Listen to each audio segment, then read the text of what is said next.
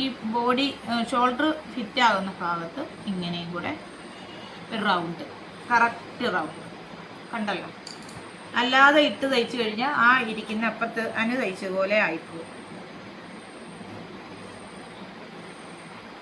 കണ്ടോ?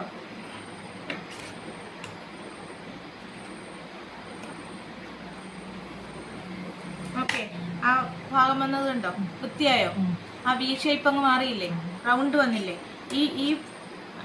ഈ ഭാഗം കണ്ടോ? കറക്റ്റായിട്ട് വരുത്താം. ഇങ്ങനെ വന്നിട്ട് നേരെ വരുത്താം. ഓക്കെ, വൃത്തിയായത് കണ്ടോ? ഈ ഭാഗം വൃത്തിയായി, ഓക്കെ ആയി. ഇനി ഈ ഭാഗവും കൂടെ അങ്ങനെ നമുക്ക് വൃത്തിയാക്കണം. അപ്പോൾ ഇവിടെ ഞാൻ വരയ്ക്കാറില്ല.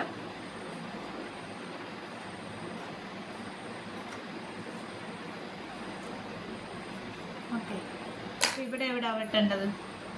ഇങ്ങനെ വന്നിട്ട് ഇവിടെ മാത്രം കണ്ടോ? ഈ ഭാഗം ഇങ്ങനെ ഒന്ന് കറക്കി എടുക്കണം. ഏതിൻ്റെ ആയാലും ആ ഭാഗം കറക്കി എടുത്താൽ നല്ല ഒന്നുകൂടെ ഒന്ന് എടുത്ത് വെട്ടിയിട്ട് ക്ലിയർ ആക്കണം.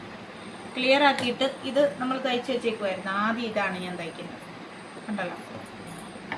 ഈ ഭാഗം എവിടെ അടിക്കേണ്ടത്? ഇവിടെ എല്ലാം തയ്ച്ചോണ്ടിരിക്കുന്നത്.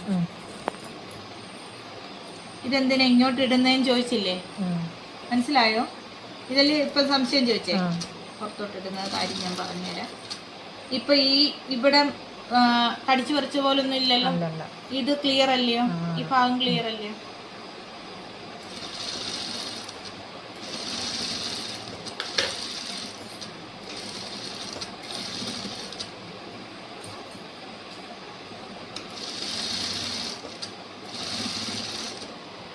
പോയിന്റ് കണ്ടോ?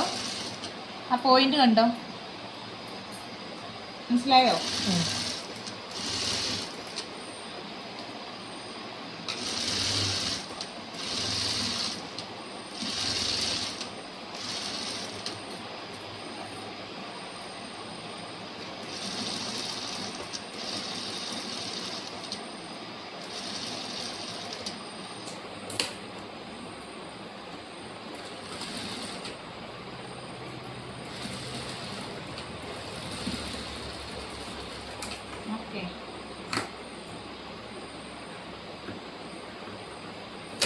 ഇനി ആ വെച്ച ഭാഗത്ത് തന്നെ തിരിച്ചിടാം.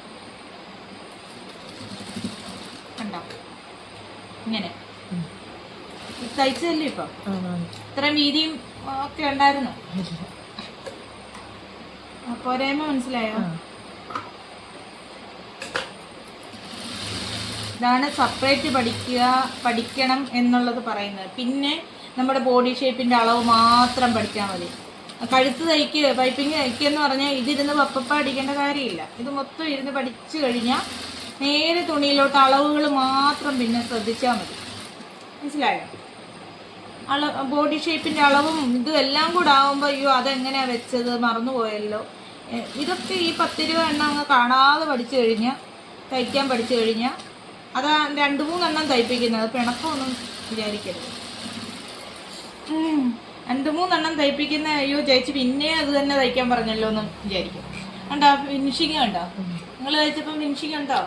അടിച്ചു പറിച്ച പോലെ ഇരിക്കുന്നില്ലേ? അതെ, ഇതിങ്ങനെ വെച്ചിട്ട് അകത്തോട്ട് വെച്ചിട്ട് എനിക്ക് ഒരെണ്ണേ തയ്ച്ചുള്ളെങ്കിൽ അത് ഫിനിഷിങ് ആയിട്ട് വേണം. ഇങ്ങനെ വെച്ച് തയ്ക്കും. അത് അങ്ങനെ ആവരുത്. അത് ഇങ്ങനെ മടക്കി വെച്ചിട്ട് ഇങ്ങനെ മടക്കി കൈത്തിലേക്ക്. അപ്പോൾ ഇതിൻ്റെയൊക്കെ ഫിനിഷിങ് കണ്ടല്ലോ. ഇനി ആ തയ്യൽ അവിടെ നിർത്തിക്കൊണ്ട് തന്നെ കണ്ടേ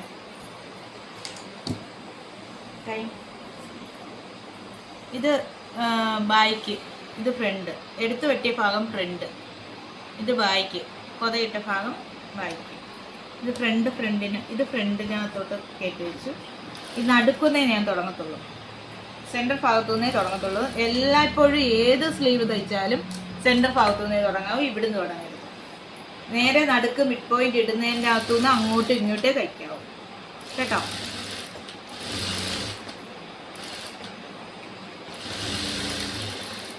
ഒരു വശത്തോട്ട് നമ്മൾ തീർത്തു.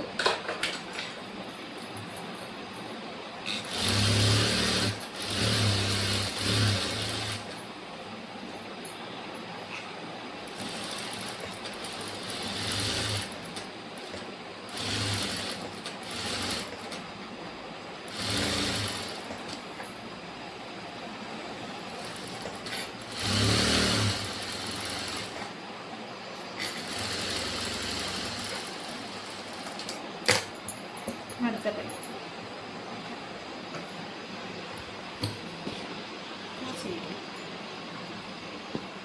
സ്ലീവ് അടിക്കുന്ന ഒന്ന് മതി. എന്നിട്ടങ്ങ് പോസ് ചെയ്തോ.